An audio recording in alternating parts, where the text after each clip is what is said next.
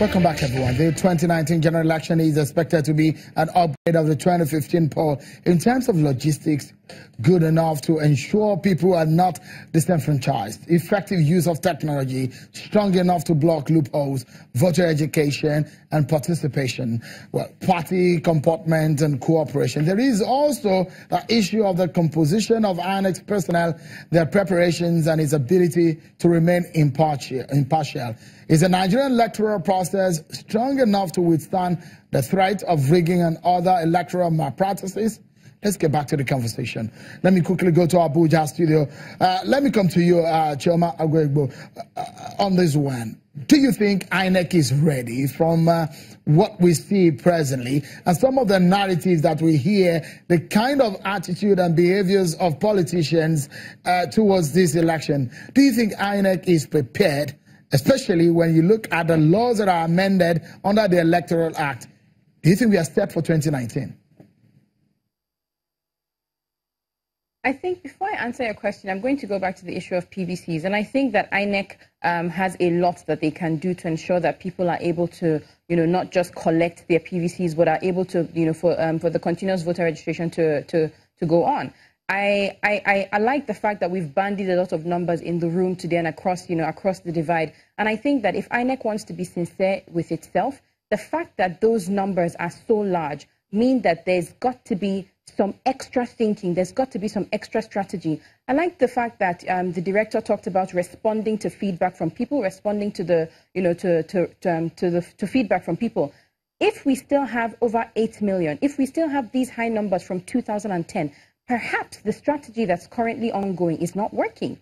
If we still have so many people speaking out and saying that they're unable to register, again, perhaps the current strategy is not working. I don't think that, I don't think that it is enough to say, people are trying and, there's ignorance and things like that. I think that INEC should be responsive and even more responsive to the, to the clamoring of people who want to get registered, who have been unable to register, who have tried starting from 2017 up till this time and are still unable to register. Now, to answer your question on INEC's preparedness for the 2019 elections, I think that the elections of from Anambra, and we're coming into Ekiti elections next month, are good opportunities for INEC to continue to refine its role as the election umpire in the country. I think that they're good opportunities for them to keep pushing voter education, but not just voter education, also political education, right? Also the attitudes that people must take to the ballot as they go to vote. I remember that in 2011, and I think in 2015 as well, there was a lot of conversation around, there were not just, on radio, on television, but also on social media. There was a lot of conversation around the right attitude a citizen should take to the ballot, the things that are expected of a good Nigerian citizen when they get to the ballot or not. We've had a lot more voters come, turn 18 between last year and this year. And so I think that this education must continue. It must be robust. It must be translated to languages like it was in 2011 and 2015. And, key stakeholders, whether it's amongst, religious leaders, whether it's amongst traditional rulers, whether it's at universities. And I know that INEC has been going around, and hosting not just town hall meetings, but concerts, meeting young people where they are to continue this education. But I say that it is not enough. As a citizen, let's listen to the INEC chairman. INEC can do a lot more to not just inform people of their civic responsibilities, but also help them get their PVCs, get their TVCs, and vote. Okay, let's listen to the INEC chairman. There is a concern from the perspective of INEC, especially with the behaviors of politicians, and we get back to the conversation. Here is Professor Mahmoud Yakubu. Open vote buying will not be tolerated by the Commission. And we don't want the 2019 general elections to be determined by the amount of money people have and they can go around on election day to buy votes. You heard him there, Mr. Okoligbo.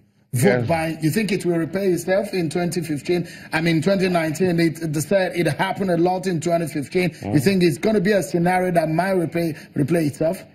It's easy for the INEC chairman to just say that it will not replay itself. But what measures has he put in place? One of the issues we have is that you can't buy votes if we don't have INEC officials that are compromised. you have to have INEC officials that compromise. Why do politicians buy votes? Why do they always want to buy votes? For example, my party is an endangered species right now. You heard Governor Wike and everything he has said. He's been crying out loud right from 2017, from when the CVRO started, even from when they have had by-elections. The Oyo case was an example that we could say that maybe because the guy was a bit popular, he was able to surmount that issue of vote buying. But basically, the parties, maybe every political party you could say is guilty, but look at the Anambra election. The APC was accused of buying more votes than even ABGA. That was a sitting... Even the PDP and other... Yes, I'm saying all the parties. Yeah. I didn't absolve my party, but I said the APC was accused more of vote buying than even ABGA. That was a sitting party in Anambra. And so what are we saying here? What we are saying here is that we have... Who controls INEC? INEC is supposed to be independent, but it's under the federal government. Who controls the police? Who controls the SSS? In every polling unit, you're supposed to have all those people there, and openly in front of them, people exchange money to say, go and vote for this party, and nothing is done about it. So the buck actually stops. The buck actually stops at the federal government. If they actually want to stop the issue of vote buying, then they must be alive to it, and not just pay lip service to it. Let's ask Mr. Okechukwu on this one.